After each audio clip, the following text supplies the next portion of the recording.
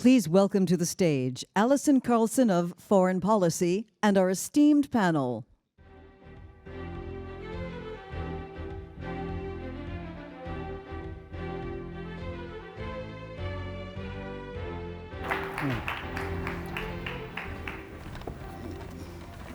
Hello, good afternoon, everyone. Thank you so much for joining us today, especially amid the inclement weather outside. It's really great to see such a full room.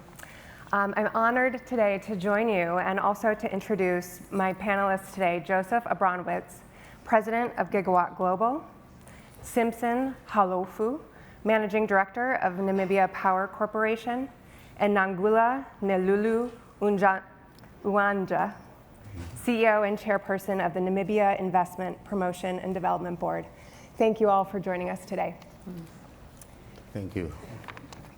This is also Climate Week, and there is a tremendous focus on the need for the mobilization of finance for green energy investment, and specifically across the continent of Africa. In the African Development Bank, in the Africa Economic Outlook last year, estimated that the continent needs about $500 billion in climate finance to reach goals by 2030. That is a tremendous amount of capital to mobilize, especially in a resource-constrained and capital-constrained environment. And I'd love to dig into this with the expertise that all of you have in your roles, your backgrounds, and so you can share your insights on the opportunities here for capital mobilization and also renewable energy project development. And I think across the continent, Namibia is really shining as a star and an opportunity to become an energy hub for the region. And so I'd like to dig into that first. And Nangula, with you, I'd like to turn to you for the first question. And I'm curious, in your role and with the investment board, how has multilateralism played a role in shaping Namibia's green economic recovery and also facilitating investment in the renewable energy sector? Thank you very much for the opportunity and the question, Allison. So yes, Namibia, since around just after COVID, our president came up with a visionary project and specifically looking at Namibia's potential to produce green hydrogen, and I would like to speak mostly to that space. And what we did is really embark on getting projects that can help us make sure that we come up with green hydrogen production. But of course, we know that the technology, the pricing, and everything involved in green hydrogen is still evolving. And therefore, getting financing that is really, let's say, blended form of financing that is helping us to develop green hydrogen at competitive pricing is one of the challenges. And therefore, what we did is really look at various partnerships. It's partnering with other governments, whether it is entering into a memorandum of understanding with the European Union, with the Japanese government, with Korean government, and various other governments that we are talking to, whether it's speaking to development finance institutions, whether it's speaking to the private sector and having private sector role players come into the table and seeing how we can collaborate. And that is looking at how do we develop skills, how do we work with technology companies, and how do we make sure that we raise financing that is blended to help us on this journey. So yes, this is definitely a journey that requires many hands. Nobody can do it all alone, and therefore it's important that you leverage on the various partnerships, and that is the journey that Namibia has taken so far. Absolutely, and those partnerships are going to be incredibly important, particularly with an energy source such as hydrogen. Yes. And green hydrogen. I'd love to dig into that a little bit more as well, and the opportunity there for producing green, high-density fuels in particular that have a real transformational impact. I'd like to dig into that a bit more in just a minute, but Simson, I'd like to turn to you, and from your perspective, what is that mix in Namibia? What projects, what renewable energy sources have the greatest promise and are also attracting investment? Yeah, thank you very much, Allison, for the question. The projects in Namibia currently, we have got quite a wide spectrum of projects, be it renewable energy projects, conventional power technologies that we are still also doing. And then over and above that, when you speak on the renewable energy, you would need to evacuate that power. Therefore, this brings me also to transmission projects, and that have also been on the display to attract foreign investment as well. And yes, majority of these projects have been able to attract some investment. There are some of them that are still out there. Some of them are still on the drawing boards. And of course, when I speak to the audience like this, one would definitely want to make follow-up discussions to speak meaningful things and specific and dedicated discussions on some of the projects. Are there any innovative projects that you would point to as a real prime example of what's happening in Namibia right now? Currently, we have got quite a number of projects let me start with renewable energy. Wind projects that we are busy packaging and developing the wind resource, wind farms. We have got solar projects. I'm speaking of projects in the magnitude of, say, 50 megawatts, 70 megawatts, 20 megawatts, because of the capacity of our grid that we are doing what we call distributed generation on the grid. Yeah, and yes, at the same time, we have also observed some constraint, some transmission constraint, and also some distribution constraint at the same time. That we have got quite still of a number of projects, transmission lines, transmission substations, and I'm talking about in the capacity of 400 kV lines, 400 kV substations on the transmission side, and of course, again on distribution. We have, this is in recognition of the fact that the majority of Namibians today, having just obtained its independence in 1990, a majority of our people are still not yet connected to the grid. And to roll out schemes that bring and connect people to the grid, that takes quite a lot of discussions, especially in the space of investment. Yeah, and we can still, I can still add more if I'm mindful of the.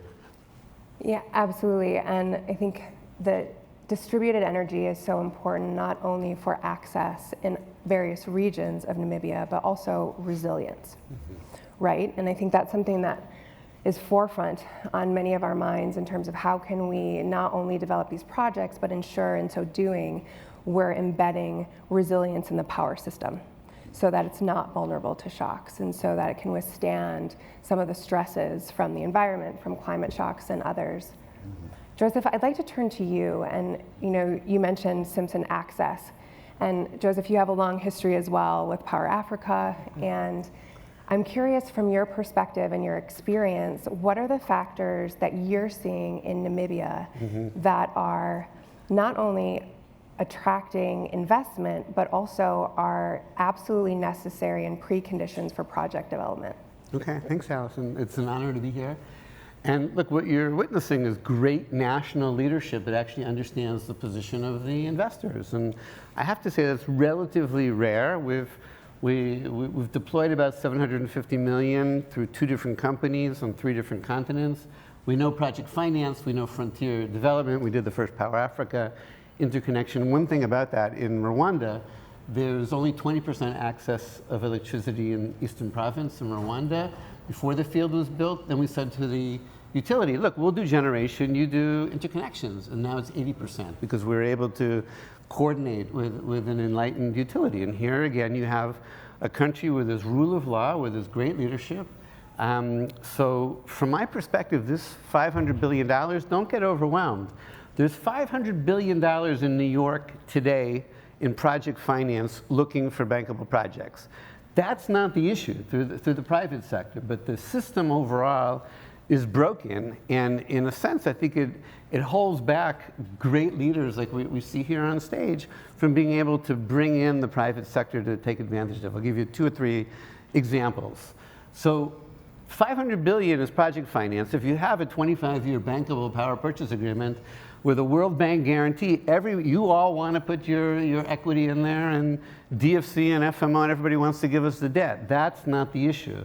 But the 2 or 3 critical missing factors, and again, AFDB and others, everybody keeps missing it, which drives me bananas after all these years, because we are inspired by you and by your president and by the vision, is that you need de-risk money for the first stage. You need someone to take care of that, because we're in 10 different African countries, and let's just say it takes a while. It does take a while. And so then when you do the calculation, would I rather go here or there, from a financial perspective, unless you help us de-risk with grant money and stop lending money to these governments, it just adds to their debt burden. That's not climate finance that's healthy. So we need the pre-dev taken care of through platforms that can deploy quickly and efficiently. The other thing is international community. Of course, we're all interested in things being transparent and without corruption. So the go-to is competitive bidding, and that is not effective or efficient. We like to do open book, direct deals where we cap our profits. And so this competitive bidding means lowest cost, the Chinese, everyone renegotiates, cost of panels go up, everything is frozen for a couple of years, and it's just not the way to do it. 90% of the Power Africa related deals that have been closed have been transparent and direct deals. We would love to invest big time in Namibia for 2 reasons. 1, great national leadership, and 2, the Southern African power pool. You guys could be like a regional leader, and we hope we get the opportunity to partner with you. But the international community should stop shackling. So I'd like to follow up on your points with both of you, and from your perspective, then what are some of the honest, real challenges you're facing, both in terms of project development, but also in terms of attracting investment, and what more is needed, and how are you addressing these challenges so that Namibia can really expand as this regional hub? I think maybe from my point of view, being in investment promotion, and of course we work with Mr. Haulofu, and we know that energy, we look at energy in 2 ways. Number 1, of course, Namibia has got significant energy potential, whether it's from green hydrogen, just renewable electricity, with the recent find of oil and gas, biomass, and so forth. And what we understand is, yes, we've got quite a number of projects that are at the door that wants to set up some kind of plant here for something megawatt level here and so forth. And then we go to Tata Haulofu and say, we would like to engage with you so that we can get this project started. And then he will tell us maybe the grid will not be in a place to accommodate or to evacuate this project. And therefore, we want to, yes, we want to work on the affordability of electricity. We want to work on the availability of electricity. We have investors that are at the door asking for the opportunity. And therefore, now we are sitting and saying, how do we let these investors in? From a policy perspective, we believe that our government has worked on the policy. The rule of law in Namibia is clear. The policy in Namibia has been set by our government. We welcome investors, but there is something, and especially project financing, and how do we work on that to make sure that the infrastructure, and not only the infrastructure for Namibia. Of course, you can generate so much for Namibia, but then we've got our neighbor countries that are having energy poverty, and like you have mentioned, the Southern Africa power pool. So we can generate so much from Namibia, and we can evacuate to other countries, and maybe we can even fix the grid for Namibia. But how do we make sure that we can evacuate it from Namibia to South Africa, to Botswana, to Zambia, and other countries in the neighborhood? And therefore, those are the kind of solutions and the challenges actually. That is, yes, challenges locally, but then even challenges of resolving the regional infrastructure to make sure that we are able to evacuate electricity from one area where it's generated to another. That is some of the challenges that we are facing. Thank you for that. And Simson, how would you add on to what Nangula said in terms of some of the challenges with project development, but also when you think about scaling? And when you think about regional integration, what are some of the priorities and issues that are front of mind for you? Yeah, thank you very much again, Allison. Let me, first of all, before I go to challenges, let me talk more on the opportunities that are there. One of the biggest opportunities that we have as Namibia and as NamPower, the company that I work for, the power utility of the country, is that we are greatly interconnected in the Southern African power pool. And that gives us one of the biggest leverages to be able to roll out projects as you, just as, let me use the word as you wish. You could trade that power if you, in times of redundancies and so on. You can also buy some power to support your grid at some times, because our system in Namibia, it is such that it's more dependent on a hydropower plant that we've got. And this is a perennial river. It is off the river plant. And then that allows different kind of trading modalities quite often. Now, coming to the challenges on project issues and what has been done to address some of these challenges. One of the key challenges that I have seen that has been ongoing is like the issues on the permittings. That sometimes it takes long. You find that this is taking long to get this permission of doing this, or get this environmental clearance certificate of that. But the government has become very, very much aware. A lot deal is being done to address that currently, and such that we should be able to be in a position to roll out projects faster than let's say 5 years ago. Yes, that has been one of the key things. And then at the same time, again, with renewable energy that we are doing, I have spoken about a project in terms of wind and solar. We have also embarked recently to roll out 2 big projects again on the level of 50 megawatts on the battery storage systems in the country to support the grid. You see, when you have got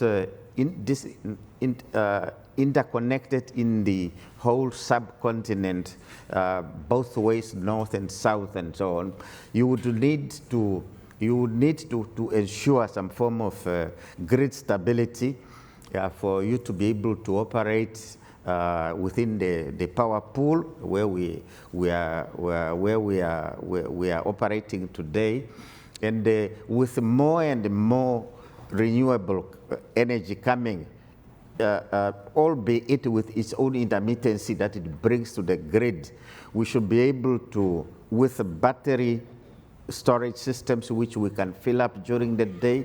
Namibia today is one of the best solar irradiant in the country. We should be able to fill up, charge batteries, discharge them at needed hours, servicing our peaks and the evening power, etc., etc. And again, with the support of the hydropower plant as well. So the opportunities are there, as I have indicated. There are about 7 projects on the tables on the solar side currently. The recent one is a 300 megawatts that we are busy finalizing before we start talking of tenders and things like environmental impact assessment studies, the whole feasibility, and also the physical design and the tendering processes as per the Namibian Procurement Act. And of course, we have also been able to accommodate multilateral institutions such as the KfW's standards, the World Bank, the AFDs, and so on and so forth before. So this, I think that when I remember this morning I was speaking to someone out there regarding some of these projects, and the person thinks that perhaps we may have got challenges as far as the procurement issues in the country, I could say it. I said, no. We have passed that already. Okay. Yeah, we're running short on time, but you mentioned so many of these factors and the opportunities, and I think in addition to the energy opportunities, in addition to climate resilience opportunities, all of these projects also have tremendous economic development opportunities as well, and economic development for the country to address kind of the triple challenge of unemployment, inequality, and poverty, right? And so, Nangula, I'd like to end with you, and from your perspective, how are you embedding that into the investment strategy, and how do you foresee that really catalyzing economic development in Namibia? Yes, so we are driving, of course, a private sector-led inclusive growth. And therefore, when we are assessing projects that we are supporting, we are looking at the impact on the communities, environment, and so forth, whether it is consideration of ESGs. And therefore, as we are working with our investors, we are really looking at, of course, yes, not the Namibia dollar value of an investment only, but also the level and the number of jobs, as well as the quality of jobs, as well as the contribution to other ESG components and the communities in which they are based. So there is quite a number of factors that we consider, and making sure that, again, we are in a non-inclusive country, and that is something that we want to deal with. And therefore, as the president has tasked us, we need to make sure that we drive inclusive growth so that none of our people are left behind. Thank you. Wonderful. Best wishes to you in your work, and to all of you with your projects. I really appreciate the opportunity to speak with you today. Thank you. Thank you so much.